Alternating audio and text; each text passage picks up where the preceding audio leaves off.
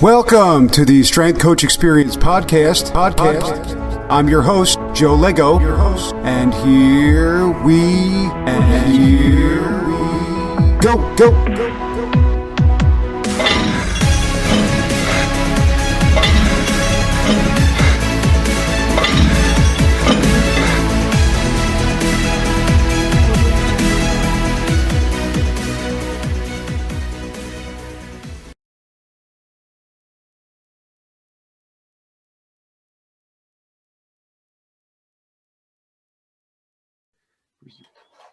Welcome, everyone, to the Strength Coach Experience, episode number 31. Today, I want to welcome Joe Kenn. Joe Kenn is the Vice President of Performance Education at Dynamic Fitness and Strength. Joe, welcome to the show. I appreciate you coming on and happy to, chop it up, share information. Yeah, Joe, thanks a lot. It was easy to say yes since you're a fellow New Yorker, so that was a very simple yes as soon as I saw your request. But again, thanks for having me on. I'm very humbled when people reach out and want me to share my experiences. So thank you, and hopefully we won't bore the audience today. Well, I'm sure we won't do that. And thanks again for coming on. And of course, New York is New York. No place like it. The city that never sleeps. Exactly. Still, even with everything going on, everybody's still up and trying to manage it the same way. So why don't we jump into it? Growing up, I know we talked about, a little bit of Long Island, but just go through the background, growing up, early years, athletics, and then we'll kind of segue into how you got involved in strength conditioning and coaching and that stuff. Yes, I grew up on Long Island. My parents were hard workers. I would say in the end, we were middle class. When I was growing up, we were probably lower middle class, and they've pushed the gauntlet, but both of them were some, what I would call, they had trades, and my dad worked his way up. My mom was a hairdresser. My dad was a sanitation worker who worked up by the time he was done to assistant superintendent. And, you learn a lot from your parents and their work ethic. My mom worked, every Saturday morning. She was out the door and I didn't see her till dinner. And my dad was responsible for cooking breakfast, kicking us out until the end of the day, and out when you could actually go free play and ride your bikes around the street, and your parents didn't have to worry about you because everybody in the neighborhood kept an eye on you.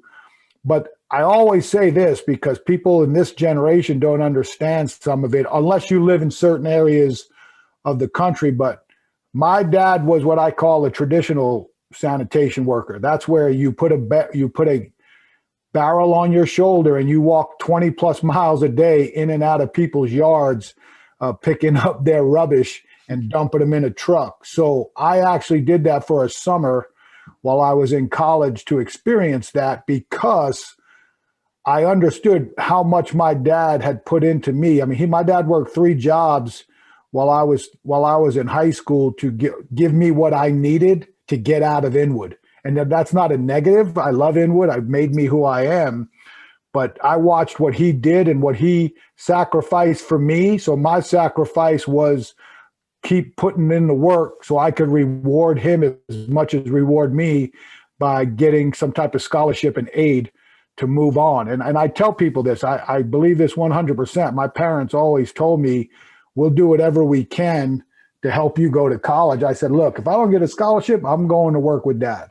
Like, I had really just felt like I'm not going to go to junior college and all that stuff. And I had seen from, like you see it now as an older person, but the retirement, the health benefits, and the day that my dad worked, it's a really good job. I mean, he was home by 10 o'clock every day and had some of the best retirement and health benefits you could ever ask for. So I'm like, not a whole lot wrong with that. And that's why a lot of people at that day, in that age bracket that worked with my dad in that era, they all had second jobs. Who was a landscaper cutting grass, who was a mechanic, because it was set up.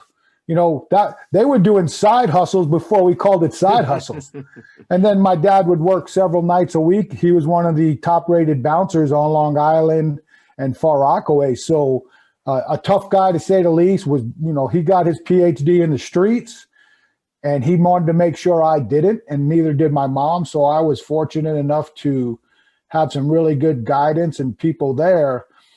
I also was fortunate that when I got to high school, my high school coach actually played with my dad at the same high school I did. So that's good and bad, right? You got somebody looking out for you, but you also got somebody looking out for you. So the capabilities of getting in trouble in high school were limited. Plus, my dad's second job was he drove the afternoon school bus, so he was always on campus. So I was pretty much policed without being policed.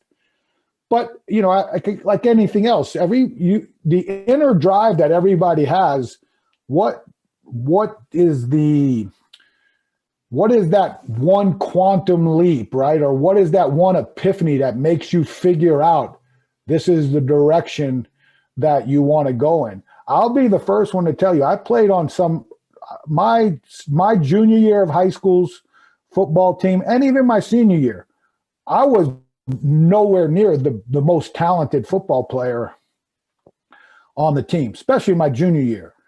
We were stacked. We had some really, really good football players. But and I don't take this away from anybody, but my dad's commitment to make sure I did good in school got me out, because I could have fallen into any trap, especially in the early 80s, where I'm just playing ball, going to school, and when I graduate high school, I'll get a job. And he saw more of that in me and was always a stickler for that, because his grades were poor. And he was not, and he saw the limitations down the road that put him in. And again, had a great life.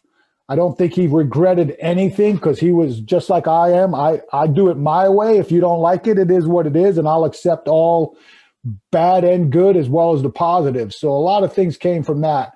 But I have a lot of thanks and praise to my high school football coach, Rich Marlowe, because he introduced us to the weights. Now, I lifted weights a little bit in my basement because my dad had a bunch of stuff that he had kind of pulled together through his years of traveling and things like that. And so my first unofficial experience was with the DiNapoli brothers, Mike and Dom, who lived around the block. And that was probably, really dibbling dabbling, 6th grade or 7th grade or so. And then as it transpired and I started to play midget football, I had good football skills, and I was bigger than most my age. So I always played 2 levels up. So I was 9 years old playing with 11 years old. I was 11. I started my first high school game as a sophomore at 14 years old. So I was 17 years old when I walked on the college campus as a freshman. So I always played a little bit above, the age bracket, so to speak.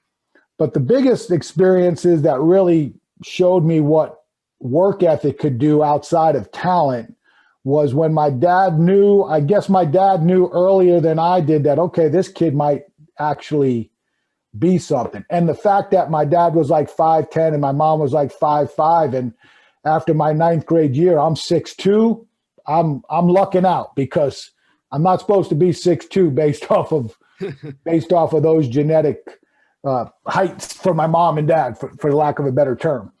So I was fortunate enough that going into 10th grade, I had the height and some of the size to perform. But it was before that my dad would bring me up to the school at the high school after school to watch the football team lift.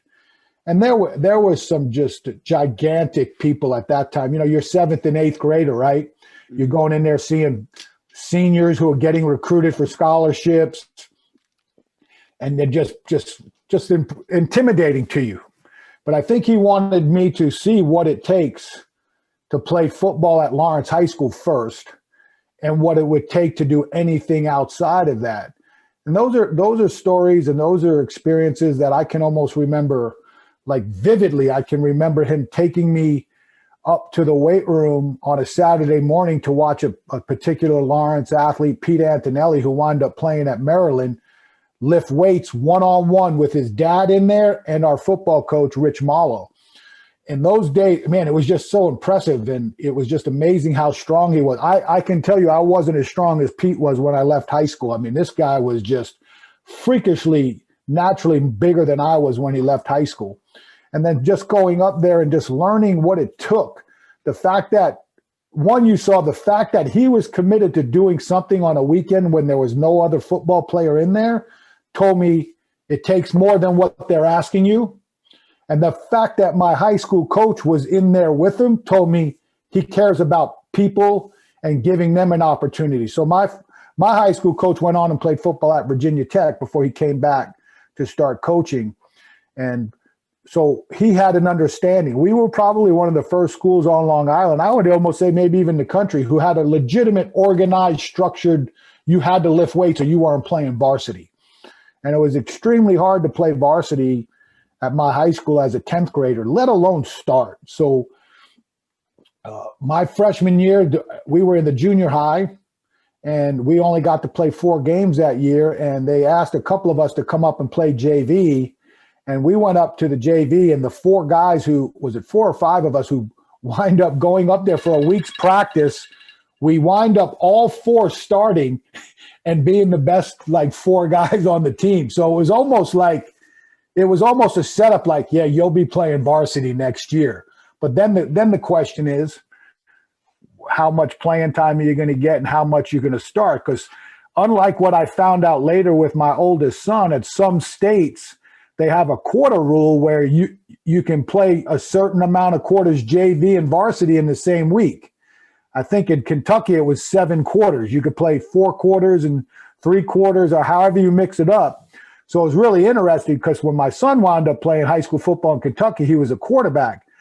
But there was a senior quarterback when we moved, so he'd play quarterback on the JV and then start as free safety on the varsity. So it was an interesting thing to watch a guy. Well, I didn't know that. Yeah, play 2 games a week, and I don't know if that's at every state, but I have heard that, especially in those, like, I think it's in that Ohio, Kentucky. But again, I don't want to confirm that because I have no information that says that's true or false. But I do know they allowed it in Kentucky, and he got to play a lot of football that year. So fortunate, again, I mean, I'm kind of rambling a little bit, but good. the experiences of me as a football player, the experiences of my dad keeping a foot up my butt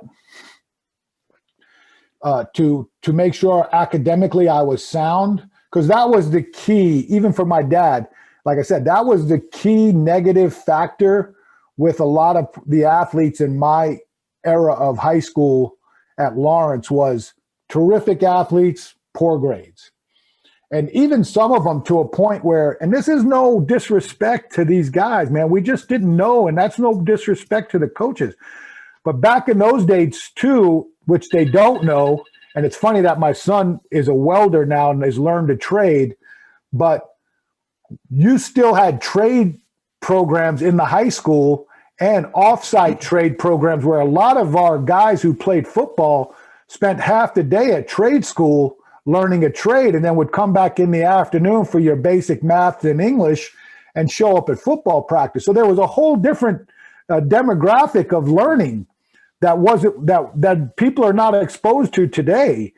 You know, you wind up learning a trade either if your dad is a tradesman or you go to tech school after high school. But this was an era where trades were huge, and they're even more impressive now. You can find trade jobs that pay tremendous amounts of money. And when we go to college and we're starting off at 20 grand a year, and you're learning a trade and you're starting out at, 60, 70, and maybe even 100, depending on the trade you choose. So I was on that college track, and it worked out. I mean, again, I wouldn't be here today without my mom and dad, but in particular, I'm a dad's guy. I'm a daddy's boy. And without him, just the sacrifices that both of them made, I just think that it's crazy that I'm standing here today and what I've accomplished because they put me in a position to be able to succeed.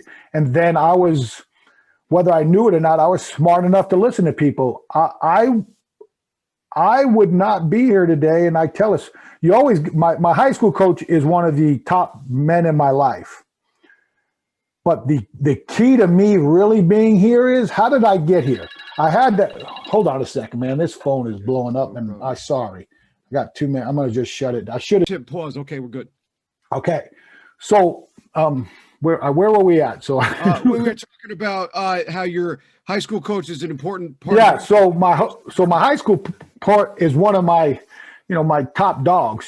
But the truth is, I would not be here today without the tutelage, the expertise, and the commitment that this one man had in me as an athlete and as a person and trying to make me the best I could be.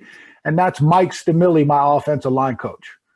He was and our defensive line coach. He was so far ahead of the game. It was ridiculous that he could take a 6'2", 14-year-old, 205-pound sophomore kid and make him a starting offensive tackle on the varsity of the largest school group playing in Nassau County. And 3 years later, thanks for watching. Please remember to subscribe and follow us on Instagram at Strength Coach Experience for all the latest updates on the podcast and news about upcoming episodes. I chose to go to Wake Forest. I wasn't, I was one of the few guys in the history of Wake Forest that had multiple choices. Wake is one of those schools where you have very limited offers, and it's kind of like, this is the biggest school for me to go to, I'll go there. I mean, here I am sitting in New York and I'm going to North Carolina. Now, we had really good recruiters that came up north. We had like 8 guys on the team when I got there that were from Long Island. I mean, I don't know how much you follow Long Island football when you're in that area, but the Baldinger brothers, Gary, Richard, and Brian, all played at Massapequa High School. And I played with Gary, and he wound up in the NFL. Richard was in the NFL, and Brian all played in the NFL. Brian wound up going to Duke. So they were recruiting Long Island hard back in those days. A lot of the schools down south were I was getting recruited hard by North Carolina, and that's where I wanted to go to school, and they didn't offer me a scholarship. One of the reasons why I chose Wake, so I could play against them for 4 years. So and we'll just jump into it after. So I wind up going to school at Wake. I got hurt my redshirt freshman year, spring ball. I wind up missing another year. But in the end, I always look at what did I accomplish that other people wish they could accomplish, and always look at the positives. Is I got to be a 2-year starter in Division I football. I started 22 straight games. I had higher aspirations than that, but in the end, there's a lot of people that wish they could say that they did that. So I look at it from that. So not to pat myself on the back, to remember that I accomplished something that was extremely hard to do. And I battled back from 3 knee injuries and 2 knee surgeries to do it, where there was people that thought I'd never play again. Because back then, tearing an ACL and an MCL is like tearing an Achilles today. Mm-hmm. That was the taboo. You did not want to tear. And I'm doing it at 18 years old when my career hadn't even started yet. And I'm wrapping up with my first spring ball in surgery and a cast for a month. So that put me on the path and again, because we are who we are, I went there to be a big fish in a little pond and go to the NFL. Mm-hmm. I was fortunate. The number one guy who came out of our high school, Lyle Alzado, was friends with my dad. I got to train with Lyle, and anything that you want to say about, awesome.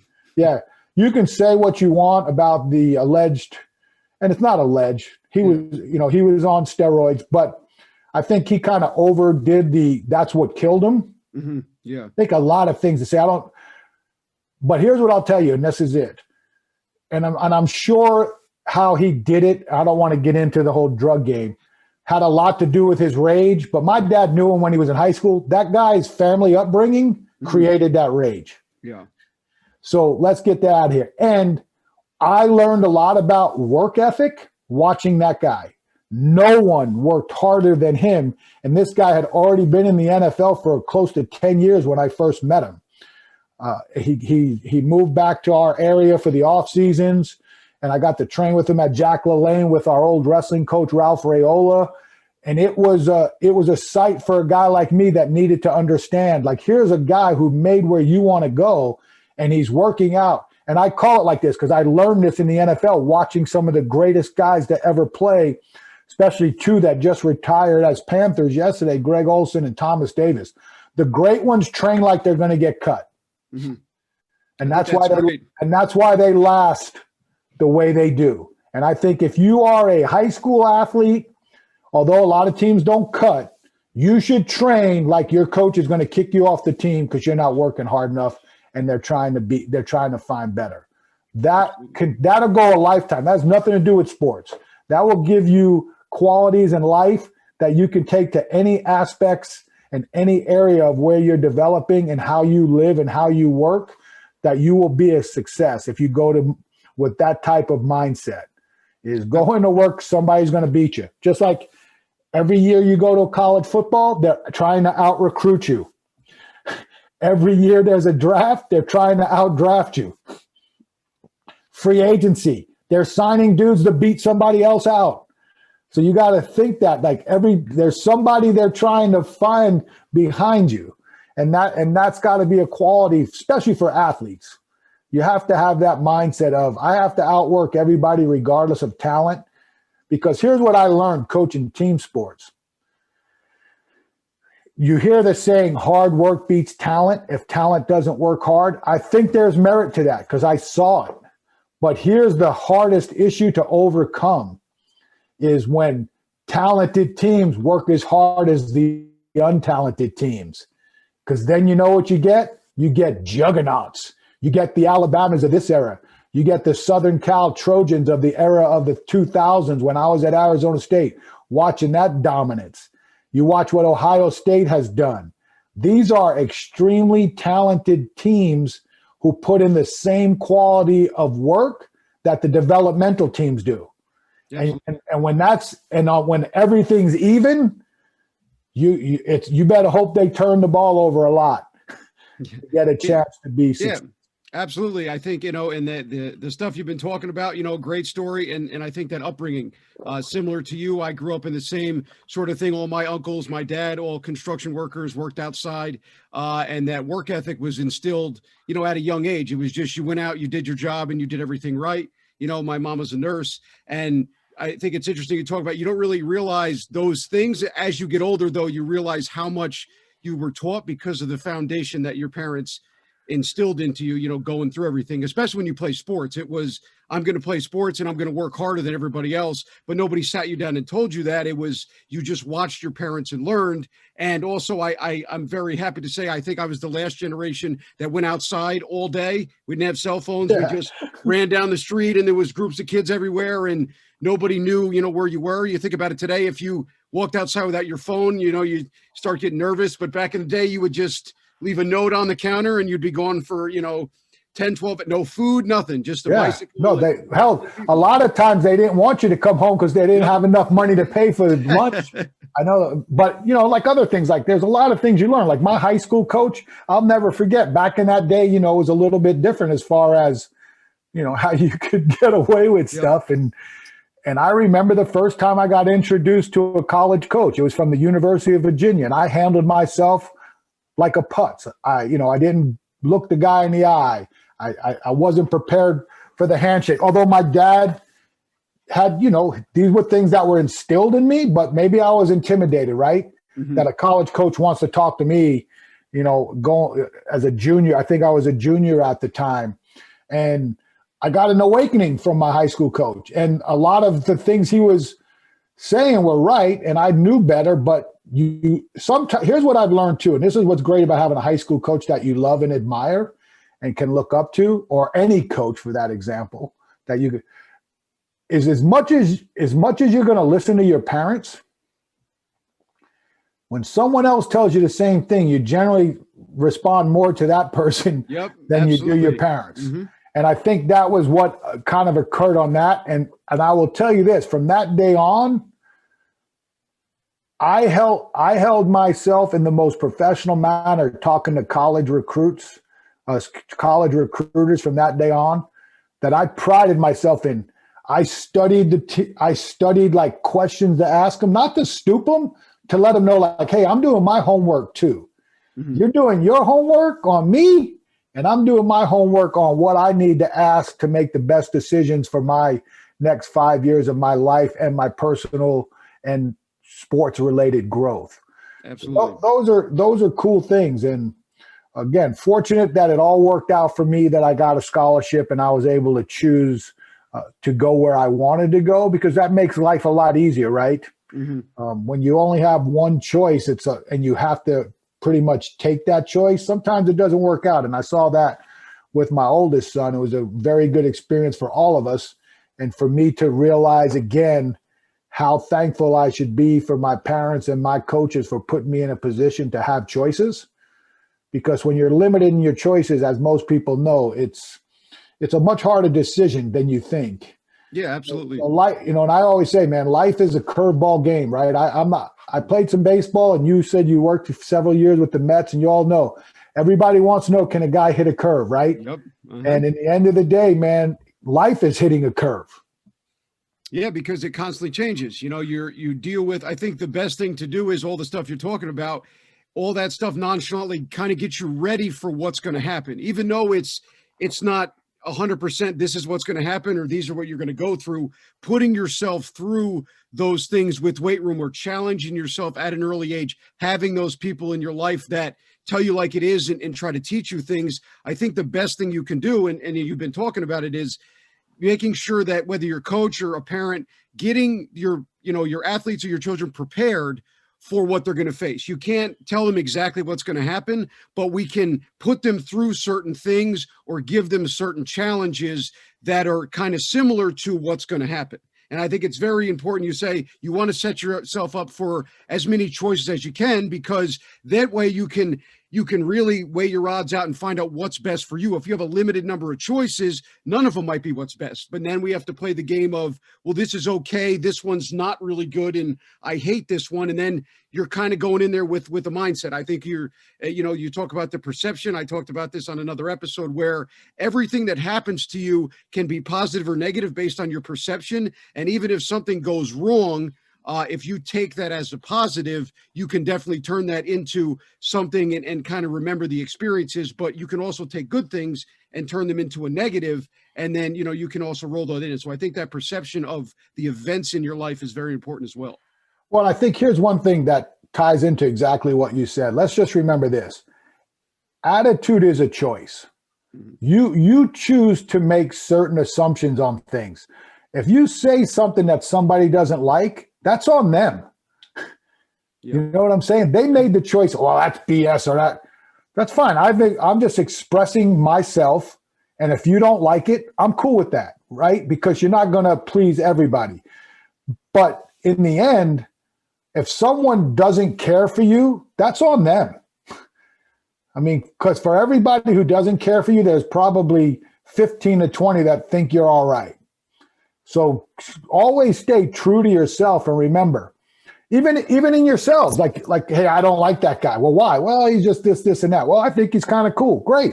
And I respect that. Just like I always tell people, I respect and like are two different things. Mm-hmm. I respect a lot of people that some of them I don't think they think I like them, but that's not the point. The point is, it's just some people don't fit your cool, like your hangout crew, right? Mm-hmm. Just like personality clashes. Doesn't mean I don't respect their work, respect what they've accomplished, because I know how hard it is to accomplish things. Mm-hmm. Absolutely. So there's a big difference in that. And again, and whether I like them or not, that's on me. That ain't on them. Keep doing you. What do you care? Like I said, for every guy who I don't like, you probably got 50,000 people who think you're the greatest. So cool.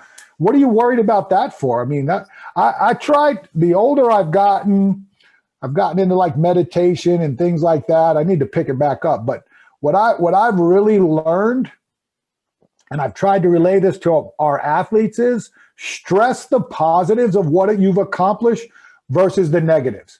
Like I always tell our younger rookies to remember this. You put yourself in and I don't say it all like this, but you've put yourself in a position to be cut by an NFL team. That sounds like a negative, right? Mm-hmm. But then ask yourself, how many guys in your senior class aren't here today that would trade your position with them in a second for them to be in a training camp and for possibly a coach saying, hey, you did a nice job, we're going to have to let you go. I say that all the time. I didn't even get an opportunity to get cut. Now, mine was medical related, but still, I would have loved to at least been in a training camp to say, yeah, I wasn't able to make it. Absolutely. I think that's a great point to do. And then it goes to, then the guy makes the team, right? This is the tough one for the guys because the NFL, man, the rules are crazy. So the guy makes the team, right? He's on the 53 roster. Come game one, it's all jacked up, right? Going to get in the uniform, going to go out. Well, 7 guys don't get the dress because they want it to be so parity driven. So they'll 7 guys at the bottom of the roster have to be chosen who aren't going to dress because they want to, because there's this perception that the bottom of the roster can make the difference in winning and losing because it's a depth game, right? Yep. So they want to even that out as much as they can. The NFL is an 8-8 league. It's your job to figure out how to win the extra ones. So they reduce it even more by saying, yeah, you can have 53 guys on your active roster, but only 46 can dress. So now it becomes a strategy game. And then that guy comes out, and it's usually rookies. They come out to the field pregame, and you have to take them through a slight workout. And they're all disappointed. And I said, hey, man, do you know how many people wish they were standing out here with you? And let's remember, on Tuesday, your money's still the same. Yep, exactly. No, because and I get the disappointment, right? They wouldn't be there if they weren't disappointed. And I remember talking to one of these young kids, and I said, just keep working and your time will come. Well, he kept working and pushing it, and all of a sudden, a couple of guys get hurt. He's in there. Now he's starting, and 4 years later, he goes from undrafted free agent to signing for another team for $60-something million, 30 guaranteed. You just keep fighting, man. You just keep, like the Panthers say, man, you just keep pounding away at it. And good things will happen. And it's the same thing for myself. Once I knew the NFL as a player was done, my next goal was I want to get there as a coach. What's the next best way for me to get to the NFL? Absolutely. How did you who was an influence in coaching? Was it from all your experiences and just being around football, you knew right away you wanted to coach, or did you meet another mentor while it's going to college and stuff that got you into coaching? Yeah, that's a great question because when I went to college, I don't think I was really thinking coaching, to be honest with you. I went to Wake. Wake was high, one of the top non-Ivy League academic schools in the United States. Extremely challenging. And I went there. I actually was going to be an economics major until I took my first economics class. And that was, I made 2 Ds in college. That was one of them. Yeah. And luckily for me, I didn't have to work hard to do good in school. So I didn't. I was one of those guys that I'll put my efforts into trying to be the best football player and kind of, and people say is that the right way to do it? No, probably not. I'm watching my youngest son attack academics as hard as he attacks athletics, and golly, the dude's winning. I just came up in a different era. They told me a 2.0 gets me a degree, so I was cool, right? Absolutely. The old C's get degrees deal. And I played basketball and I shot free throws instead of going to class. Yeah. So I always tell people, kind of half joking, because I had a couple of professors tell me, if you put a little effort into this, you could be a dean's list student. I say, yeah, I'm cool. I like partying and, all that other stuff. But like I always say, I think my undergrad GPA was like a 2.45. And I always tell people, well, I overachieved. I was 0.45 more than they told me I needed. Right? So, it's kind of a joke, but but in the end, I will tell you this. If you're on scholarship or you've chosen to go to college, you better get your paper because they can't take that away from you. Someone's going to tell you, especially athletically, you're not good enough anymore. Very few athletes get to call it on their own. Most of us are like, yeah, you're done. In my case, you're a medical reject. Your career's done. All right, I got to go to coaching. But no one is going to come to your house and take your degree. Mm-hmm. And if you're on scholarship, and I know things are changing, dude might get paid this name, image, likeness thing is cool. I'm supportive of it. Yeah, absolutely. But what I'll tell you is they're taking from you every day that you're an athlete there. They're winning on you. Well, the way you repay yourself is walking out of there with at least 1 degree. Because especially in football and men's basketball, I can't speak a lot for the Olympic sports. I'm not sure how they diagnose summer school and summer training. But I know football in particular, you got kids going into school January before their true freshman year. Everyone stays the summer. Hell, you can walk out of there especially if you're a red shirt with a master's degree. My son was a track and field athlete at Appalachian State before he transferred, and he wound up in 5 years and a summer with an undergraduate degree, magna cum laude in exercise science, and a master's degree in exercise science from App. So if you are academically gifted, or you have the support system academically, and you're going to spend the amount of time on campus with summer schools and a redshirt year, you should do whatever you can to get as many degrees as you can from that university, because that's you paying yourself back. Yep. I think that's great. That's you figuring out. So at the end, I was like, when I got hurt, I was like, well, there goes this. I got to actually pick up school. So the coaching thing came from, I love the weight room, always did. I don't know why, and because it was always a structured, unstructured at some time, but structured. I got introduced, again, through my high school program. And I saw what it did for me, right? It made an average guy better than average. Mm-hmm. It put me in a good point from a work standpoint that I outworked people enough to earn positions that would give me this chance to have some type of success as an athlete on game day. The capabilities of watching as my leadership grew on the team, and the fact that the coaches trusted me as a leader to oversee certain guys who weren't as committed to the weight room as I do, and put that on my shoulders as I got older in my career, really I knew something was going on. And then it was just interesting to see how it all went. Long story short, I'm watching our strength coach, Joey Bullock, who, again, another he's my coach, but he is a dear, dear friend.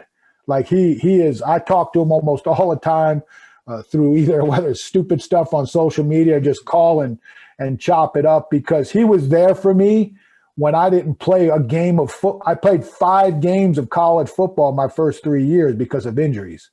And I only had one place I could go to outside the training room where I felt normal, was the weight room. And he was always there for me, and he had my back throughout the entire time I was there. So I'm watching this and I'm like, so I can get paid to watch dudes lift weights at that time. I'm learning programming because I'm reading Muscle and Fiction and watching how stuff goes down. But in the end, I'm like, yeah, you know what, man, this might be too good an opportunity to pass up. So I would say 1986 is when I was like, okay, I'm going to be a strength coach. And I dove all in. Coaches knew I was all in, and it took off from there. And so learning and watching Joey's mannerisms and the things that he was doing helped set me up. But for the most part, a lot of my mentorship was from self-study and reaching out to coaches and just learning what that meant in the late 80s, mid 80s, and early 90s of what being a strength coach really was. Compared to now, it's archaic, right? As probably it should be. And there's a lot of cool things going on that from a newcomer or a newbie coming up that they have to know so much more than what I did. And again, that's the evolution of life. That's the evolution of training. That's the evolution of growth mindset. That's the evolution of paying it forward and all that other stuff. Absolutely. But through college, I was fortunate to be able to be a mentor to a lot of my athletes. And what I learned was I had a gift, like to lead. I had a gift of work. I mean, and we just made it fun. Like it was fun to train. Like for me, it was fun. It's never been a chore. Like I hate when guys go, oh, we grind. I was like, I don't know when that word popped up in training, but I'm like, I love it. So it's not a grind for me. Like, I loved being in the gym today, and I'm coming off of a major injury, so I'm limited, but I love going in the gym. I hate when I don't get in the gym for the day. And so for me, it's never been a grind, ever. Football practice was more a grind, if you want to use that term, than lifting weights was.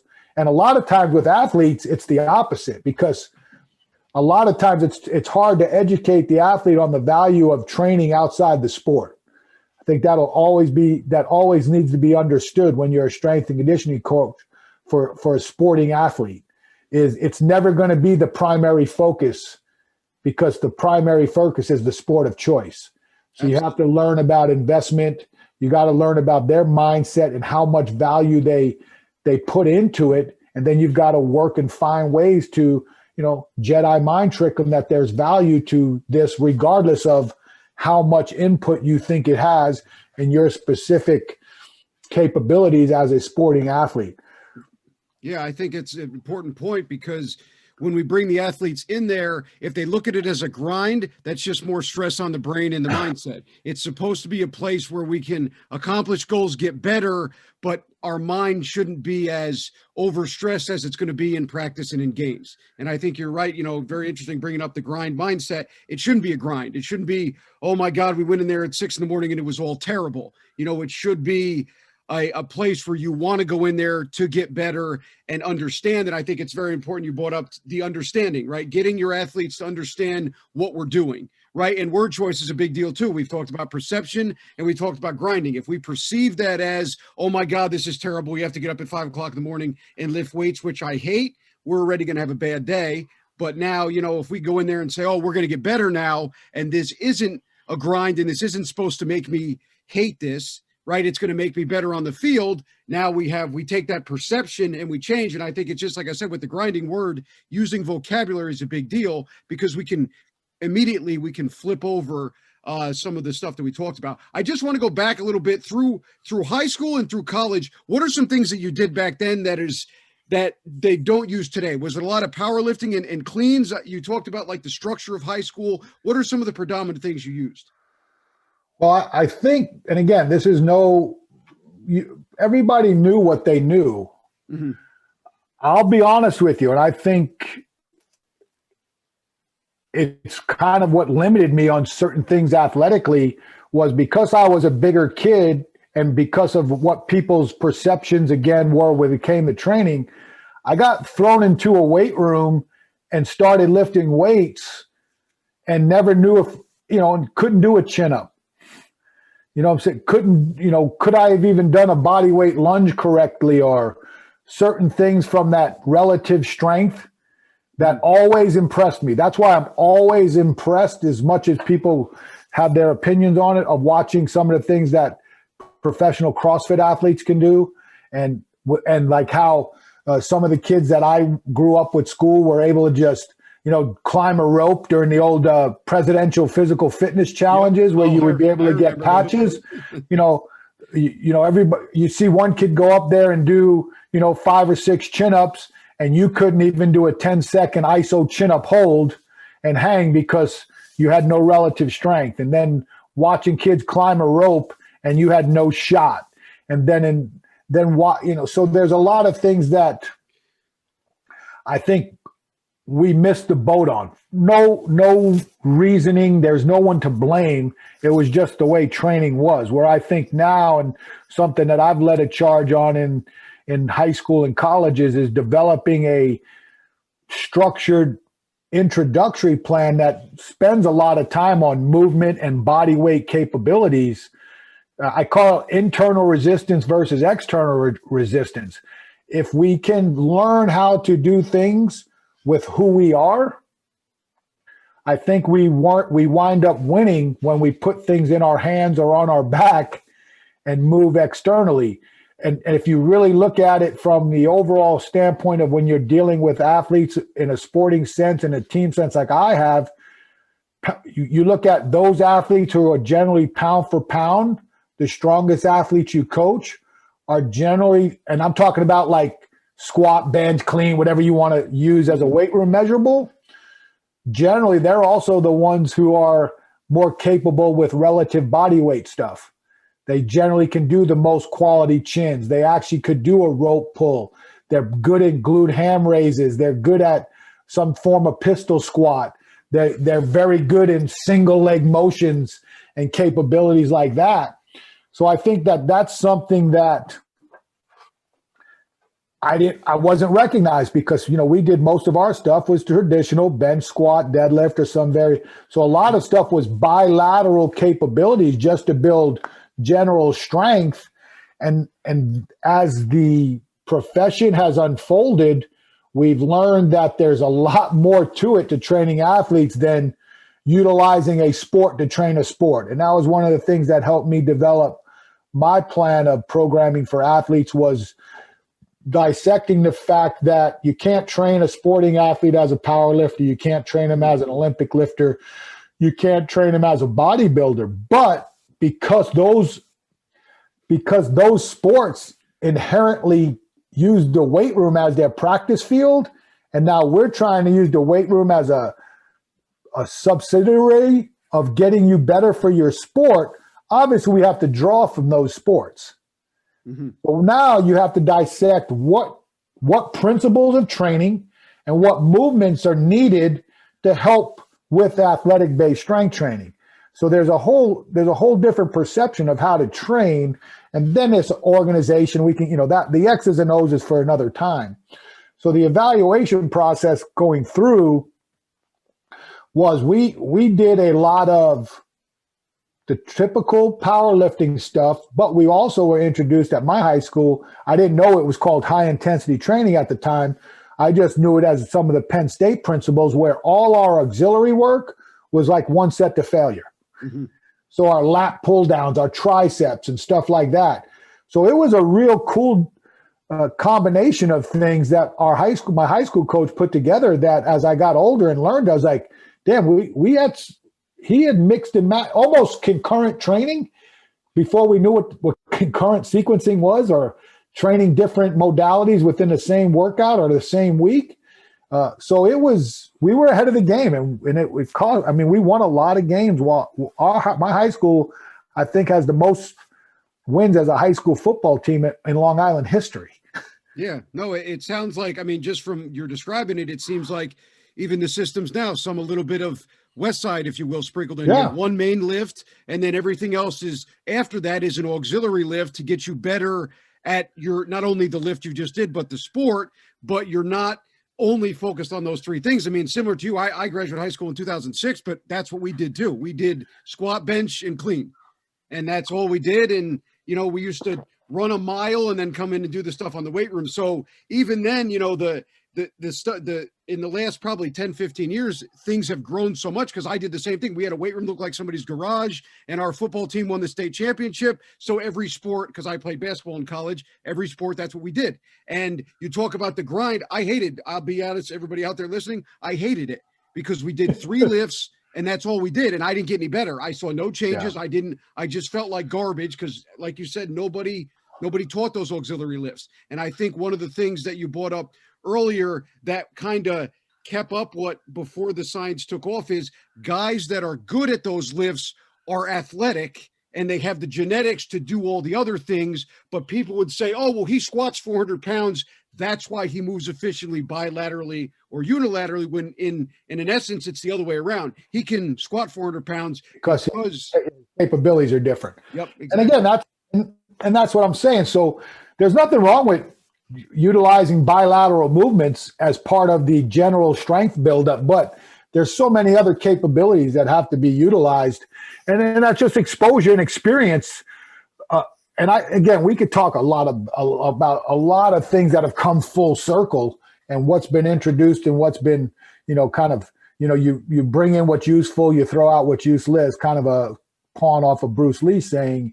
But every you're trying to find that status of flatlining things, right? Where everything is capable, your capabilities are here. I mean, obviously they're going to raise and maintain, but you've got to be well aware that at certain periods of time, what we do as weight coaches, I just like to call it weight coaches. I mean, I know it's an encompassing thing, is the priority of the preparation with the conditioning, the speed, and all the other things that go under that nomiker. And then there's other times, which is predominantly the largest parts of the year, where the sport is number one. And that's where the true programming and understanding what is asked of an athlete from a practice, a competition schedule, because, and I've said this for years, and I'm hearing more coaches actually saying it now, is the most uninterrupted time of a competitive training year for an athlete is the in-season. So that whole maintenance period is wrong. Mm-hmm. You cannot maintain, like if you go, the year we went to the Super Bowl, if you count preseason games, that's a 26-week season. If you're not pressing and trying to find ways to test strength, and you're just in this, well, we just got to maintain, you cannot maintain. You're going down. You're yes. So you got to find different ways to elicit responses without taking away the gas needed for Saturdays or Sundays, game day, as well as practice. So it's a ebb and flow of watching practices, intensities, and now with GPS and player load, that helps you gauge that. And then what you're doing in the weight room as far as volumes and intensities to make sure that, one, you're maintaining, again, you're maintaining certain qualities while raising others, but you're not detraining and losing qualities. Yep, absolutely. So again, that's the creative and that's the artistic part of training, with the science kind of dictating how to be creative, if that makes sense. Yeah. And like I said, that maintenance word, I hate it too, because you're not maintaining. If we're not increasing the level of even the preparedness of the athletes, we're going backwards, because you have that, you spoke about it, that dependent variable, or the independent variable, of those 26 weeks with games, you can't change that. And every time they go on there, if they're not, matching that with the things in the weight room on a positive level, they're going to go backwards. So the maintenance thing is a myth, because they're actually getting worse, and your general preparation is going backwards. And I think, it's still brought up today. We did it in the minor leagues. We would do all this power output stuff, and then the season would start, and we would do 3 sets of 10 of 60% dumbbell bench and rows. And I'm like, what are we doing? And then I think the hard part for a lot of people, they get in terms of certain places. And this is why, you talked about having experience and mentors. It's very important to understand where you're going and their philosophies, because if you end up in a spot where you're doing this maintenance, your athletes will start to ask you, and this was a big thing for me, I had to try to tailor an answer of why we were doing this, when in the back of my head, I'm like, this is a disaster. Yeah. And again, that's just learning and experience, right? And that's what part of it is I've learned a long time to tell you, I know what I know what I don't know, I know what I need to know, and at this point in my career, I know what I don't care to know. and I'm okay with that. And I understand there's certain things that I don't want to know, because if I ever get an opportunity to put together a staff again, I'll hire that person. But on the other hand, my son, who's coming up the ladder, he's going to need to know that stuff. Yeah, and it's very interesting because you bring it up. When you hire people, he won't be qualified. And for me, I always, in the hiring process, you always want to remember that you never want to hire yourself. Yep, absolutely. I think I spoke about it in a previous podcast about the business of everything. And when you're hiring people and staffing them, what happens a lot of the times is you bring in people who train and are exactly like you, when in reality, to be successful at this stuff, you need somebody that does things or is great at things that you really don't know. And that it will all kind of work together, because if you bring in a bunch of people that are exactly like you won't progress, or they'll kind of be that you'll have banging heads a little bit. Well, and the other thing is it helps you learn, right? Yep. I mean, I always tell people it's hard. Our job is so multifaceted. Mm-hmm. As you know, it's hard to be an expert in more than one thing. Yep. And that's where sometimes I think we get lost, because there's a lot of people nowadays trying to learn a little bit about everything, and then they're trying to apply it like an expert. Yep. And that's hard. Generalization. Yeah. And I'll give a lot of this era of strength and conditioning coaches a lot of credit for some of the information I see being put out. Very, very impressive. But I think we have to remember, we can't lose the fact that at the end of the day is all that quality of information you're putting out, are you able to present that in a logical and sensible case to your athletes? Because all that stuff doesn't mean anything if they don't comprehend the mission. Absolutely. And that goes back to where we can talk all about analytics, we can talk all about data, we can talk all about measurables, but the communication part of knowing what an athlete feels is the most incredible amount of research and feedback you can get when you're developing your plans. Absolutely. I completely agree. Understanding your athletes, the environment you create in the weight room and when they come in is the most important thing, because if your athletes trust you, they'll do anything for you, and you can get that feedback that you need. Because if you have guys, even if you have a guy who's great in the weight room, but he doesn't talk to you, you know nothing about him, you're never going to get to that point, or you're never going to be able to push him to the best of his ability, because we don't have that communication factor. Because you might find out that they are good at something, or there's something else that they don't like, or just in general, and they come in and have bad days, you're able to gauge your program based on, how they're feeling or what they went through or their sleep and things of that sort. And that's the one thing I've really learned in the NFL was the amount of auto-regulation with those types of athletes based off of day, feel, and because they're so talented. I always said, I got to train Julius Peppers, one of the greatest players in NFL history, future Hall of Famer for his last 2 years in the NFL. And at that point in time, Julius was just a natural, golly, man, he just is such an impressive athlete, as was Cam Newton. But those guys like that, I called it small doses of excellence. Hey, man, this is what we need to accomplish today. Let's kill it. And we're off to the races. And because they're so talented and because they understand, and especially at that point in Julius's career, I mean, he was a 17-year veteran. Mm-hmm. He's fourth all-time leader in sacks in the NFL. They get it, right? Because they understand it. And to me, it's an appreciation of what they've accomplished, that you're able to talk to them and figure out what they need. And I know people talk about like minimal dose. Mm-hmm. I believe there's a lot of value in that, to give them the least amount of positivity they need to excel. Because again, I go back to fuel in the tank, especially in season. These guys have to wake up Sunday in the best capabilities and the best emotional quotient and emotional sense of I'm invincible. And that's the thing that you're trying to build through them is, hey, I'm well prepared this week. I wake up Sunday, there's nothing else I could have done to better prepare yourself. Like you learn early as a strength coach, when you think the strength program is more important than the practice, and guys are like, man, I'm sore, I can't get through practice. Well, that's on you. Yep. No, I think that's an amazing point. And you bring up that tank. You have to make sure that what you're doing in the weight room is directly helping them in the practice field. Because if they can't play, you're not helping them, and that's the thing. And I think it's a big point you bring up. A lot of people are like, they get caught up on the sheet, I call it. They print out a workout on Monday, and this is what they have to do on Saturday because it's written down here. And a lot of people get caught and you're like, no, these are not the things that we have to do. We have to make sure that they're good. So if they don't sleep, we have to cut things off. And I think that's that you kind of get caught a little bit in that. I guess it's like a wash cycle in a wash machine. If you write it down, because I've been around coaches that do it too. Hey, this is what we're doing on Monday, Tuesday, Wednesday. This we're doing on Saturday. But if a guy has a bad day on Friday, we have to get rid of it. We can't rely on the sheet of paper or the constant planning.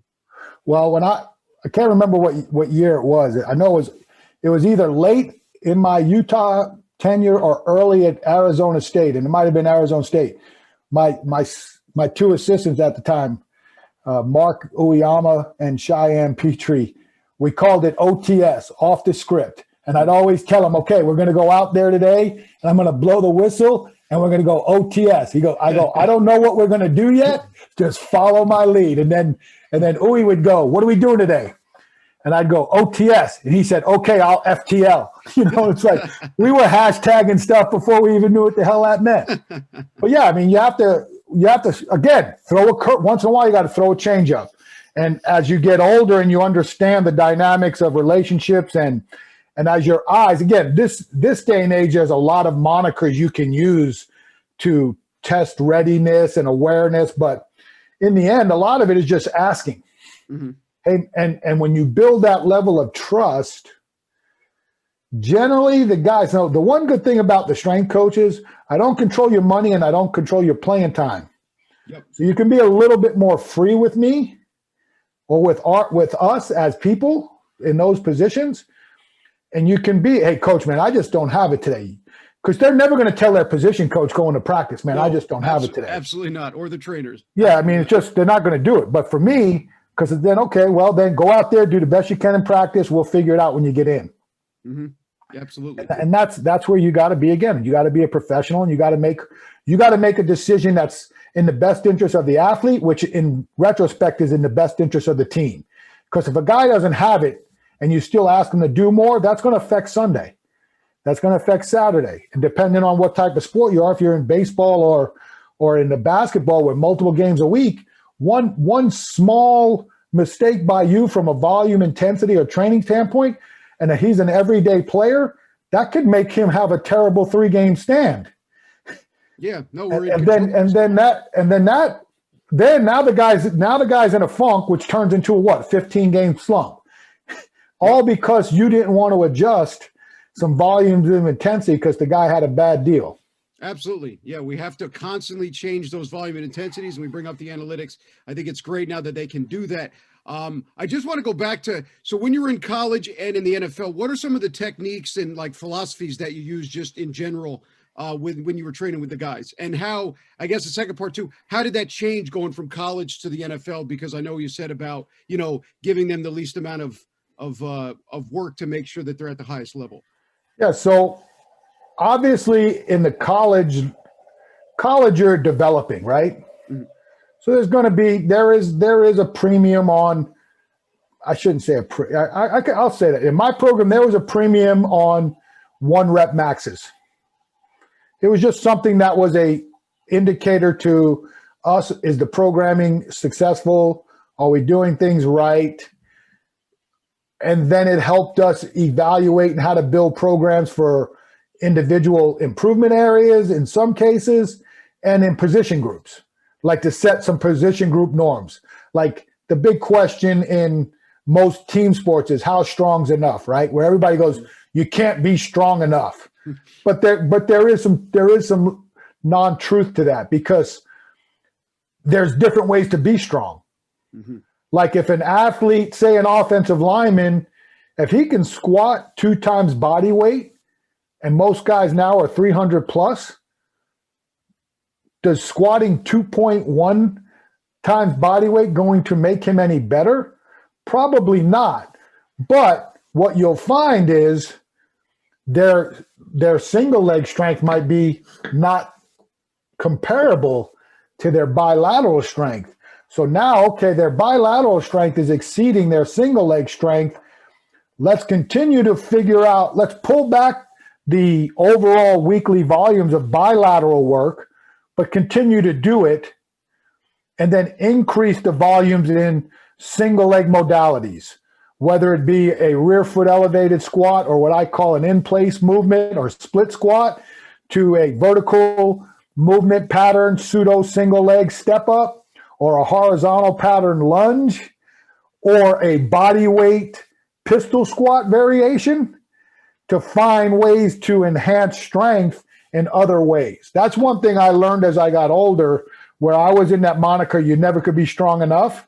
And then it's like, well, yeah, they squat 700, but like I as a power lifter, single leg strength was not anything I needed, allegedly. Mm-hmm. And what I found was, I squatted 650 in single ply gear and had a hard time doing lunges with 95 pounds. Yep. Now, as I got older, I'm kind of rebuilding myself through improving my single leg work, because what I think it helps is, especially like for me at this point, single leg and independent limb work helps to the athlete naturally improve on compensations. Yep. And just talking to therapists, talking to guys that and women I hold in high regards when it comes to their knowledge of movement and independent limb work, I find that even in my own self, like if I do, say, a rear foot elevated squat pattern in my readiness program before I do a bilateral squat, I feel much more, for the lack of a better term, even than if I do bilateral stuff, because I'm not isolating my issues, if that makes sense. And I'm talking from a very much a layman's terms. If you talk to a PT, they probably would spit that out and make me sound like a kindergarten. But I'm a practitioner that knows that I need those people's experience to help me figure things out, and then I relay it to my athletes in layman's terms. So those are the things that I think I've learned. And at the NFL level, because you don't have to, most of those guys are strong enough. They can do almost anything you ask. I remember early in my career, and I know he'll let me say his name because we're tight, is Charles Johnson was one of the strongest guys I coached, and we're doing a 2-board bench press. And he hits 405 for one, and he gets off. And I go, man, you could have did that 5 times. He goes, the card said 1. So the next time I put down 3, and he rips off 3. So it's like they can do what you want. But at that point in time, he was already one of the best defensive ends in the NFL. What more does he need to prove to me? So then you start finding different things that he needed to work on. I mean, we had to work more on posterior chain with Charles and certain things like that. So that's the NFL model allows you to do some really cool things off your base because those guys know what they need. When you're with the college level, you're teaching them to learn. And hopefully if you've done your job, by the time they're a senior, they can express themselves more. And that's where we developed our quadrennial plan, that each year the programs change. Because like you said, you do the same thing over and over again, like you were saying, and you didn't like it.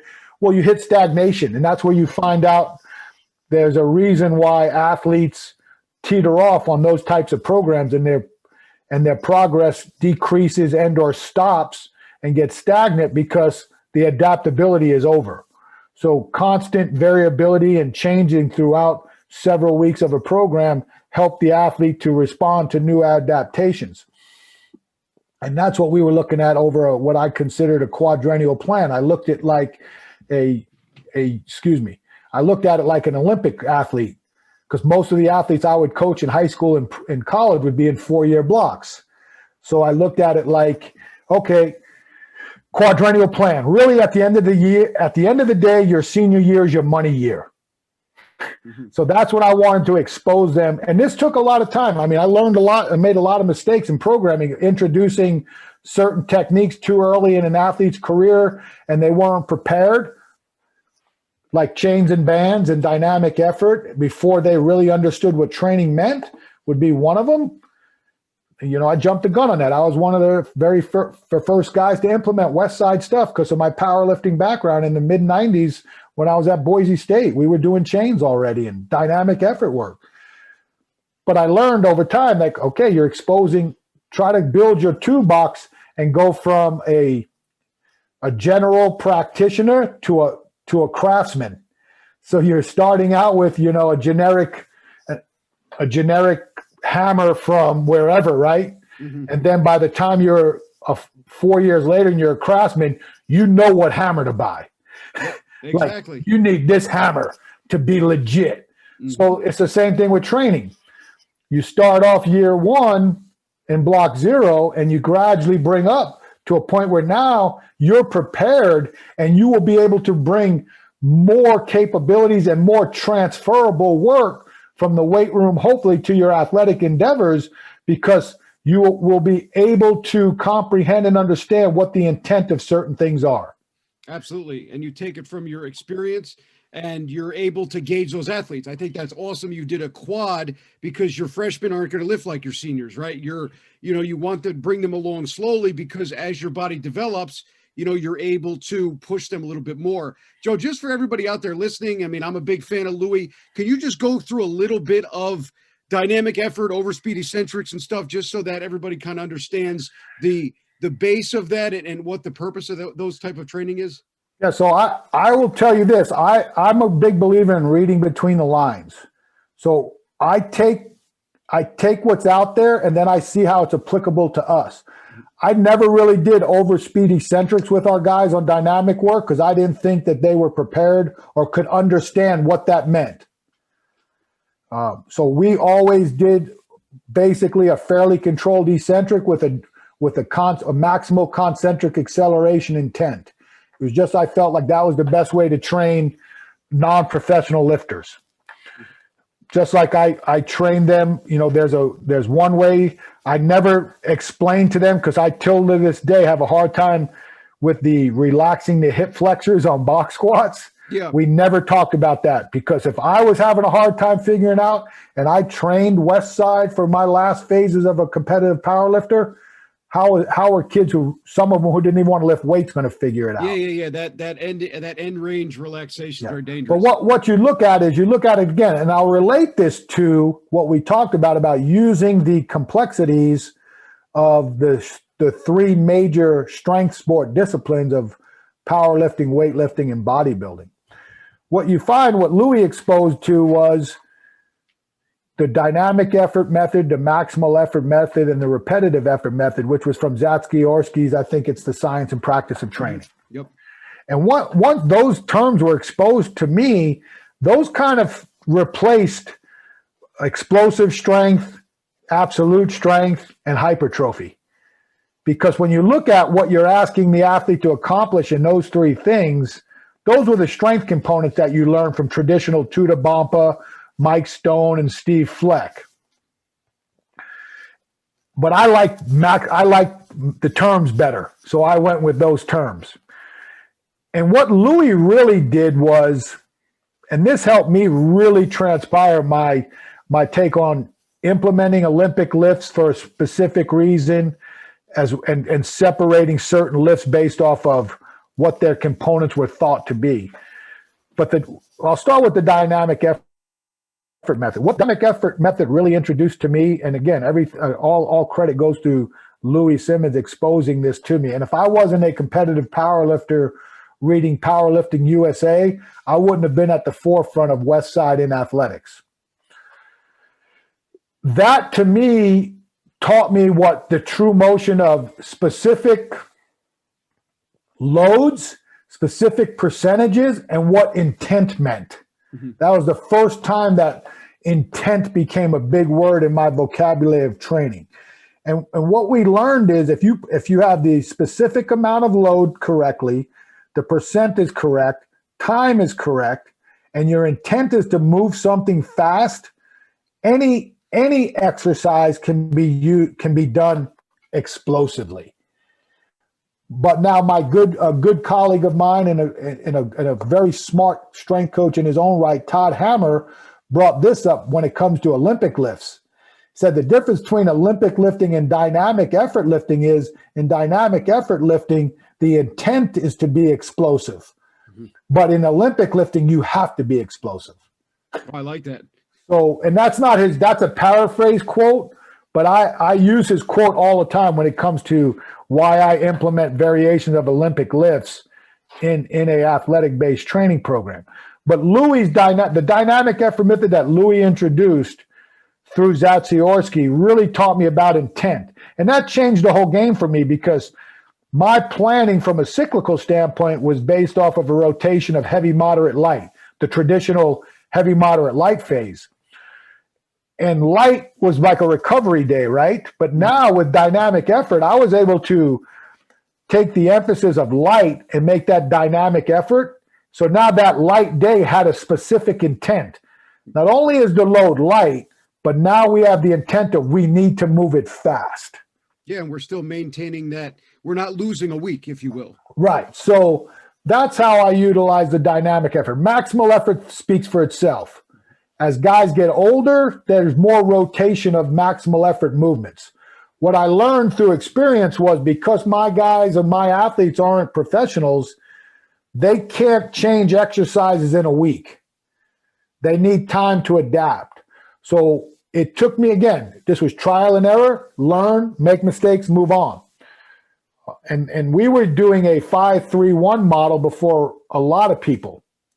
We wrote an article, Max Effort Training for the Front Seven, that was published in early mid-2000s, that we had learned through experimentation that, one, athletes cannot do a rotation every week of max effort work.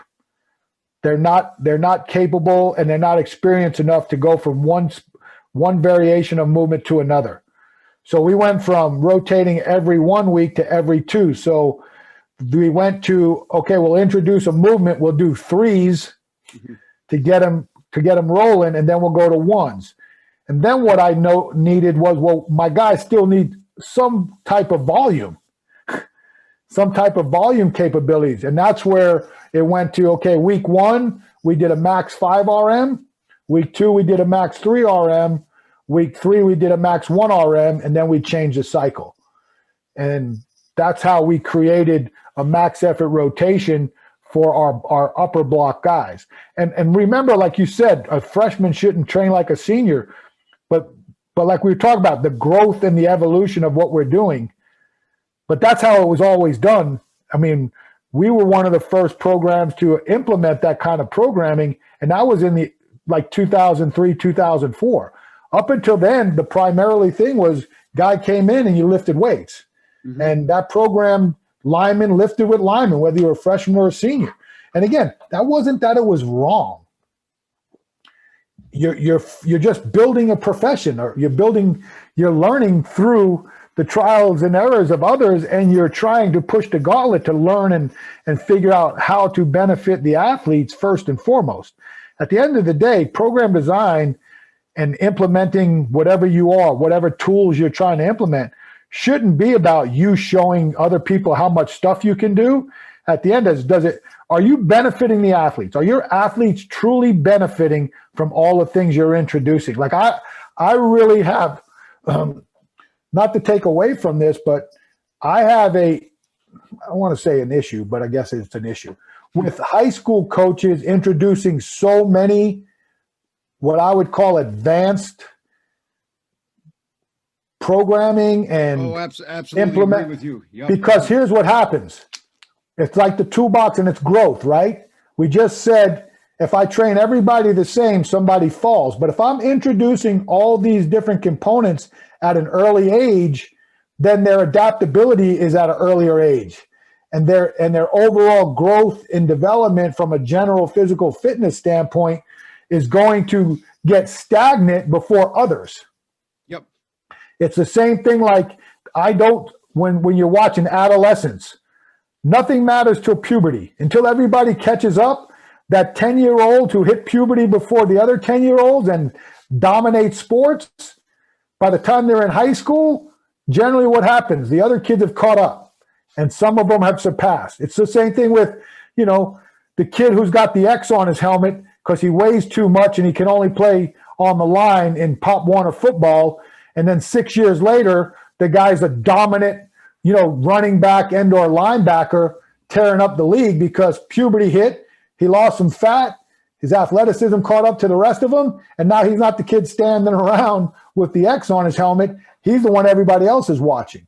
Yeah, absolutely. I think that's phenomenal. You bring up that toolbox, and also you bring up the failure part, right? I think one of the main issues today, and as we evolve and all the stuff is great, but people are afraid to fail. You have to understand that you take Louis, right? I did the same thing. I listened to all his podcasts and I had an understanding, and then I took his system and I put certain parts of it into my in-season baseball training. So I didn't go through the entire West Side. You'll kill somebody if you try to do that. But I knew that if I did some of the max effort stuff and use some of the overspeed stuff, I could maintain that serum testosterone in season without beating up my guys so that they could go out into the field and perform at the highest level. But I was able to carry them along and make them stronger as we went so we could play those 56 games in college and then eventually, the 100 there. But I want to emphasize that point of, everybody listening out there, when you start, you have to be able to fail. You have to be able to take a program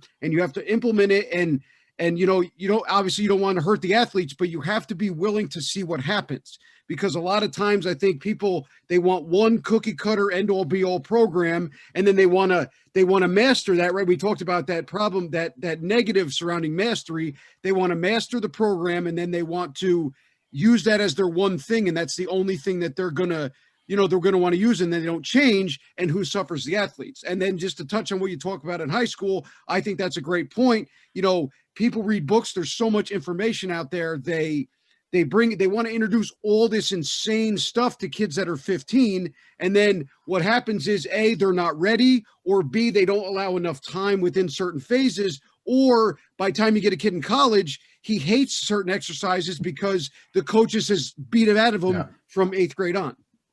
Yeah, and there are a lot of valid points there, and and again, I'm not here to judge you. Mm-hmm. People ask me my opinion. It's like I said, I reserve the right to be wrong, and I ultimately know people are going to agree to disagree. That's the great point of what we do, because there are no really absolutes. The only absolute is caring for the athlete, and if your belief system is how you believe the athlete should train, then that's your choice. And you'll have the successes, the failures, the positives, and the negatives that go with it, just like I do with mine. Luckily for me, the things that we've accomplished have been highly sustainable since 1992. So we've done something correctly, but that doesn't mean we're continuing not to try to find even the simplest forms of improvement to give the athletes the best conducive way to formally strength train in what I would call a traditional format. Yep, absolutely. Yeah, you have to be able to accept others' opinions, and you have to be able to continue learning. And I think that would keep us all at a certain point. If you don't like something, you hear that, oh my God, I hate CrossFit. It's ridiculous. And I'm like, that's your opinion. You wouldn't use it, but it has its part in its niche, right? You can use some of the things in training or as a sport. I don't like where, people are like, well, I hate those exercises. I don't think any exercises are bad if you can explain to me why you use them. And then even if I don't like them, respect your opinion and why you use them and everything else. Because like you keep bringing up, nobody's forcing you to use anything. I hate when people get mad about, oh my God, he's doing that. That's terrible. And no, that's just their system. And you should just allow them to do that because it doesn't bother you. It doesn't affect your athletes. And there's what you said, use this phrase, because what you just said, this will be summed up. But what I say, there are no bad exercises. There's just poor application. Yep, absolutely. That's the key, right? I think every exercise that's taught fundamentally sound has merit, but then it goes back to who is your clientele, and is it applicable to what they're doing? I think the snatch, when it's performed by very highly competent lifters, is one of the coolest exercises to watch. I call it meathead ballet, how smooth it looks. But does an overhead athlete need to do a snatch if their shoulder joint is not prepared? Nope. No. Do they need to jerk? There's other ways to elicit the same type of response that a complete full pull and catch snatch can do, with some of the teaching points and variations of that type of movement that are in a more safe and applicable manner to most athletes. And that's how you have to look at it, is how can you break down certain movements to their most remedial patterns, and can you still manufacture the illicit responses and get a similar benefit? And because we're not training those athletes in those sports, of course there is. It's just it's an investment of time, it's an investment of energy, and it's an investment in demands. And again, we always got to remember what we do is ancillary to the sport of choice. Like you said, when you're talking about CrossFit, one, I think there's a difference between professional CrossFit and CrossFit. Mm-hmm. I learned that the hard way. I was one of those guys CrossFit, do, right? Like it's bad. And there's certain things like I watch, like for example, the high volume of plyometric movements that CrossFit, because of the way I was brought up, I'm not a super fan of, 30 box jumps in a row. But I don't have an issue of 15 doubles with a rest period. So it's the volume manipulation that I don't necessarily agree with. But when you see what they're asked to do, and I know a lot of people don't like this term, but from a power capacity, the way their sport is so much, there's a lot of explosive stuff done in a short period of time. Again, I agree to disagree. But what I've learned of what impresses me about the CrossFit athletes is what we talked about, the relative strength. Yeah, the work capacity and their body weight ratios. Like when you're seeing some of these athletes who, in male athletes, where they generally around 185 pounds and the women around 135, and you watch them do these snatch or clean and jerk ladders within 75 seconds, and they're topping out at, in some cases, some of them are former Olympic weightlifters anyway. Yeah, you're asking them to do some of these movements at these loads, and you're like, I don't care what anyone says, like it or not, that's impressive. Yeah, absolutely. The overhead squatting at Fraser and Froning were unbelievable. 405 overhead squat in a ladder, not even like sitting down for 5 minutes. So there's certain, and again, those athletes train for that specific sport. There's certain things that are applicable for that sport that I'm not doing with the sports that I train. Yep, absolutely. I think application is the biggest thing, right? You have to, if you can find a reason for it or it works, use it. If it doesn't work or it's going to be in a negative, don't use it. Exactly. I think that you brought it up. You have to, I think the appreciation too, the things you touched on with the snatch, right? Olympic lifts done right by somebody who's strong is amazing to watch. Yeah. It's not necessarily whether you like it or not, you have to respect it. CrossFit, I love watching it because the work capacity, the power, the stuff they do is unbelievable. If you, in the fitness thing, I'm like, this is crazy. I would die. There's no, do 300 pull-ups and then run 3 miles and then push a 500-pound sled. What was the one they had one year? Was it, I'm probably wrong, but wasn't it like a 10,000 kilometer row on a composite 2 rower or something where they like on the row for like 3 hours or something ridiculous? It's like, yeah, again, I follow some of them because I can't not believe how, and what does it show you, right? That the organism of the human body is something phenomenal. Yes, and if you treat it right with good nutrition, proper rest, proper recovery, listening to coaches who understand the dynamics of a particular sport, the body has the capability to adapt to a lot of things.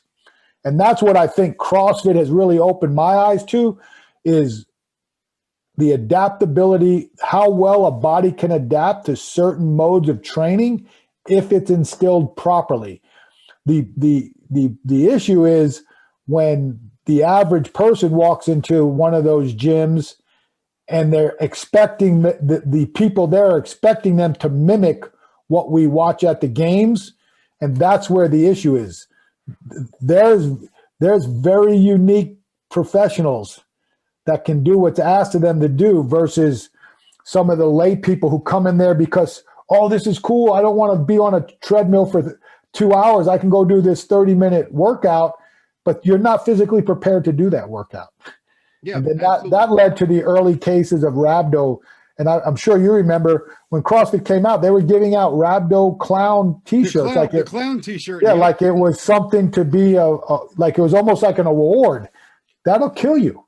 For those out there that don't know what we're talking about, it like was a Krusty the Clown, right? With a clown hooked up to a dialysis machine, and it was like a badge of honor. When in reality, rhabdomyolysis is when your body's the killer breaking it yourself down. Yeah, and it kills you. Shuts down your kidneys. So, but again, it is like I said, man. There's people who don't like what I do, so it's all good. Exactly. But yeah, great stuff there. I mean, I think we can chalk it up to if you understand what you're doing and you understand that intent of every exercise, you make that clear. If the goal of the exercise is the intent of what you want the athletes to do, it's something you want to use. Joe, I just want to go through for you What piece of advice would you give, or maybe top 3 pieces of advice to somebody that wants to get involved in the field now, especially since how much we've come probably in the last 10 years? What things do you think are important? It's actually tougher now because of the supply and demand. And it's interesting to watch the growth of this, because when I first came in, a lot of it was, ex-athletes that were, and I'm talking more about collegiate, professional types of strength and conditioning. Mark Verstegen enlightened a lot of us that the private sector does have a role in private sector. Like I call private sector performance facilities, you're a private coach. You're a private sector coach. It's not a personal training. Mm-hmm. And Mark's vision with API and now Exos pushed that to the forefront. Now, he wasn't the first. He was the one who had the vision to push it. You had the Mike Boyles, the Bollettieri really helped. A lot of that stuff came out of Bollettieri's before it was IMG. Lauren Seagrave, Chip Smith. I'm sure I'm going to forget some of the others, but those are guys that I remember that were there before the evolution and the explosion happened. So now we have a viable component in the private sector for those who want to coach athletes. Now it's Pete Bomarito and guys like that are really driving it home in the private sector. But when it comes to the coaching part, the evolution has really been crazy, because there's people now who have no even high school athletic backgrounds that want to be strength and conditioning professionals. Obviously, right now, today in 2021, science is shooting its expert. It's almost on a vertical path. There is it's going. So I would tell most of the kids, or I call them kids, most of you coming up, you're going to need some niche that's related towards whether it's velocity, GPS, readiness. I mean, those 3 are kind of my big commons, or anything that ties into that. Sleep recovery. You need to be educated in that. Guys like me, I hate to say it, we're dinosaurs. The traditional strength guy, it's a dinosaur. It'll be very, very hard. Everybody has that background. What's going to set you apart is all these niches. And now it's not even a niche. Now they're hiring people specifically for that. One of my former assistants, Trent, and I still believe he works as a strength coach also, but he's gone into, he was, and it was a smart move, I think, because of the way things are changing. He moved into the GPS and the data collection, and that could put him in a faster promotion level to oversee some of these departments than it would have been if he would have stayed as a full-time strength coach. So those are things moving up. Yeah. Obviously, there's the amount of information that's out there is overwhelming to someone like myself. But I think that most of the coaches coming up in this era are much more well-read in the science than individuals in my era. I've gone back and forth. I've had little debates, but I'm recognizing at this point in my career, and my team coaching career could be over, right? No one knows what the future holds, but I just think that I have more of an appreciation now than ever of the science part. And that's where, again, for me, my staff will definitely have an expert in science, because they can help me as much as I can help them when it comes to what it means to be on the floor. Mm-hmm. I think it'd be a good mix. And that's one of the reasons why in 2003, I broke out and made a relationship with Dr. Matt Ray, who's now at Alabama doing great stuff. Matt and I hit it off, and we teamed up on a bunch of stuff, and I'm extremely excited to see that he is getting to show his talents at the epitome of college football in the United States. So you got to work hard. You got to make no matter what, it's networking. Mm-hmm. Care what anyone says.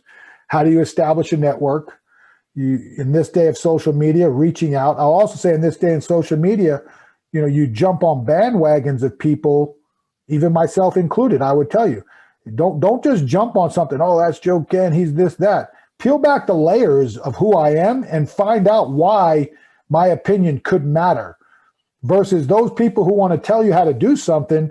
And then you really dissect who they are. And they go, well, they're telling me to do something in a role that they've never been in. So where is their experiences that validate their opinion that tells me that, oh, you should be doing this because I say so. But now pull back the onion. You're like, well, you're telling me to do something if you've never had these experiences yourself. So where did you come up with this information that you're telling me that this is the proper way to do it? That's my thing is, in this day and age, the layers of the onion are huge in dissecting the information that are coming out. And I think that's something that more people have to understand. Also understand that in this generation, the capabilities of a lot of these people who want to show how much they know and the lack of credit they give to where some of this stuff came from is at an all-time high. I mean, the regurgitation of information versus the interpretation of information is something that needs to be very much analyzed by their mentors and let them understand that, come on, man, you can't just continue to quote people, or you can't quote people and not give them credit. Yeah, so absolutely. Those are things that, and that's just learning. Like I remember I over credit because I made those mistakes saying something like it was my own, knowing it wasn't, but because I didn't say I got this from, it could come back and haunt you. Yeah, I think that's great advice. Like I said, make sure the people that you're looking up to don't just look really good on Instagram videos, right? Make sure they have the experience and that you can learn from them and that you like the stuff that they do. I think that's great. And the other thing is too, you're right. Make sure you're giving credit, because as much as everybody likes to argue, all the stuff that we use, especially even if it's high tech, they developed it in Russia and Eastern Europe in 1940. Something's out there. Yeah. You know, and again, and there's nothing like I'm speaking at a couple of conferences about my lessons. It could be some of them are lessons from as a coach, but they become life lessons. Is your ability to outwardly say, I don't know that. There's nothing wrong with that vulnerability and humility to say, I don't know that. That's why I said there's certain things I don't care to know, because if I really need to know it, I'll call my buddy who knows it. Yep. But I have other things that I'm good at that people call me about, and that's cool, right? Mm-hmm. So everybody's got their go-tos. Like I have my internal go-tos, which is my group of people who have worked with me at numerous stops, and then I have my outside network go-tos, and I call, those are my guys that I built relations with or the women that I built relationships with that have never worked with me, but I highly respect what they have to offer me as a lifelong learner and trying to formulate opinions of my own with the proper amount of knowledge needed to formulate that opinion. I think that one thing that I've seen is be extremely open-minded to all the variations. A lot of people jump on the bed. Well, Louis the best. You should train Louis, or you should train DeFranco, you should train House, or you should train 531, or you should train Bompa, you should train Eddie Cohn. Hey, if that's how you gravitate to and you have a heartfelt belief that that's the proper way to do it, great. But you need to know everything out there. Like one thing that I always said to our people when I taught them our system was, at the end of the day, when it's your turn, it's got to be yours. Mm-hmm. So whether you believe in mine so much that you think you're going to carry it with you, that's awesome. But if you're going to use a variation of something because you believe in certain things, that's the ultimate. The ultimate is not hammering robots. It's hammering independent thinkers, because that's what's going to make them successful whether it's Leanne Blinn at Arizona State's Olympic sports head coach, or Joe Conley, the football head coach, doing it two different ways that both served with me. I don't like to say under, because it's we worked as a team, but they served on my staffs at different times in my career, and they're both attacking their jobs in two different ways when it comes to program design and management. Why? Because they have to be who they are. Mm-hmm. And if you are confident enough in your capabilities as a leader, you will express that. Because in the end, it's not how many people you can that follow you that make you a great leader. It's how many leaders that you have developed, and they're able to pass those on to those individuals that happen to be a part of their staffs moving forward. Absolutely. I think that's an amazing piece of advice. You want to be able to make sure everybody under you can go and lead the same way and be successful on their own. You know, you want to make sure that the teachings that you're giving them will make them successful in the future. That's just, you know, like I said, man, there's a lot. I've been doing this a long time. I've watched it. I try to be a global visionary, like watching things from outside of just being a meathead weight coach. Like, what does it be like to be a GM? What it like to be a head coach? What's the difference between being the head tennis coach versus the head football coach? What's the difference between being the head water polo coach versus the head track coach? What's it like to be an owner? What decisions an owner has to make? Hard ones. Like, you know, again, Mr. Tepper is the owner of the Carolina Panthers, and he just signed two guys to one-day contracts that he cut for the most part, but signed them back because he wanted them to retire as Panthers because of what they accomplished through their career with the Panthers. That's business, right? Yep. It is what it is. And those guys understood the business, and that's why they had more than willing wanted to do this.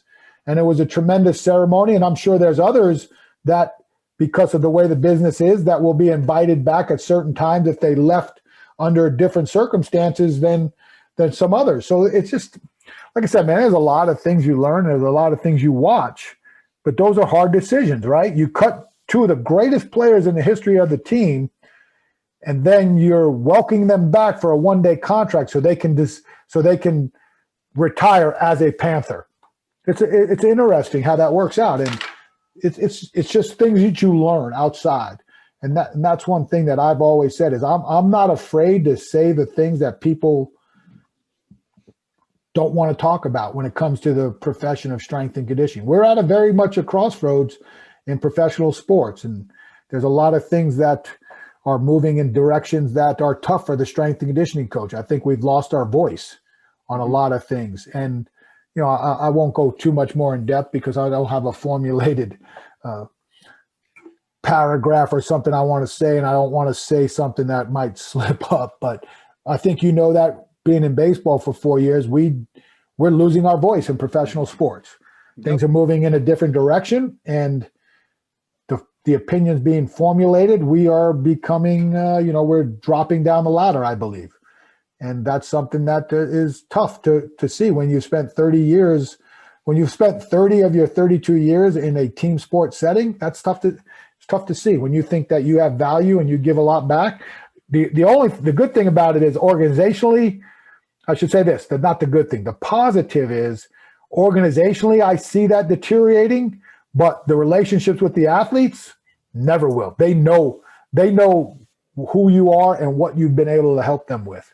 Absolutely. I'm not going to get into it crazy either, but I will agree 100%. I think that, you know, whatever happens with everything going on, we are starting to lose a little bit, but those relationships with the athletes, and I think that the relationships that us as a whole are able to gain with the athletes, I don't think can be replicated by anybody else. Yeah, and again, if you're doing your job right, the greatest compliment you can get is when a high-level athlete, regardless, whether it's the high school, any athlete walks in your office and says, "Thanks, man. We got through this and we're better for it, and you really made it a successful season for what you were able to help me get accomplished."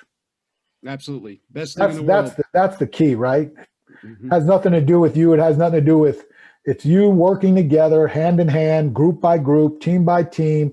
And at the end of the day, somehow or some way, the athletes know that you were trying to provide the best service to them to be successful. Absolutely. Couldn't have said it better. You know, it's all about them, and there's nothing better than watching them perform at a high level, or when, you know, years later they have that admiration and they hold you in such high regard. It's cool, man. It's a cool deal, man. And I'm glad that I've had the capability to do what I've done and to be in a position to help others because others have helped me. I'm a huge believer in the history of what we've done and who has put me in this position from the experiences they've had and what they shared with me or they've shared with us as a group moving forward. I just feel like it's my due diligence and my paying back the field for what it's done for me and my family to the best of my capabilities. And that's, I mean, at the end of the day, like I said, man, I'm very humbled, more so humbled the older you get. It's funny how arrogance and success turns to humbleness and significance. Yep. And it's been a fun ride, and we'll see what the future holds. I mean, I again, people like yourself allowing me to maintain relevancy by having me on podcasts and shows and stuff like that. Really, it helps you build your confidence that, hey, you did something right. Yeah, absolutely. And that's, I think in the end, that's all I could really hope for was that I represent myself, my family, and then my parents and my sister and those that helped raise me in a positive light. And if I've done that, then I don't have to worry about what I could care less what anybody else thinks. Absolutely. And I'm so happy you were on. Joe, for anybody that wants to reach out to you, ask questions more about what, we spoke about today or just in general, what are the best places to reach you if they want to ask you something? My Twitter and Instagram handle are both at Big House Power. Okay. My website is bighousepower.com. And again, I mean, in this day and age, DMing and stuff is kind of crazy. I mean, we reached out on LinkedIn, which I consider the professional networking Facebook. But I'm available. Again, I'm one of those guys that tries to respond to the best of my abilities. Am I perfect? Not at all. But if you reach out through me, generally spend a lot of time on more so now LinkedIn. But if you hit me up on Instagram, I'm generally going to respond. And Twitter, not a lot of people do a lot of direct messaging on Twitter. But if you hit me up and we can get a correspondence, we'll figure out a better way to do it. But from an introductory standpoint, I'm okay with that, like those modalities. Okay. If something grows into, and again, I think it's just my way of doing things. If something grows for me and the response and the collaboration grows, then obviously I'll pass on emails and personal cells and stuff like that. Yeah, absolutely. And I will put the Instagram handle for you when I promote the episode on the podcast Instagram page. Great. Appreciate it. Yeah. Well, Joe, thank you so much for coming on. I really appreciate, I loved all the insight. I really enjoyed the conversation, and I can't thank you enough for coming on as a guest.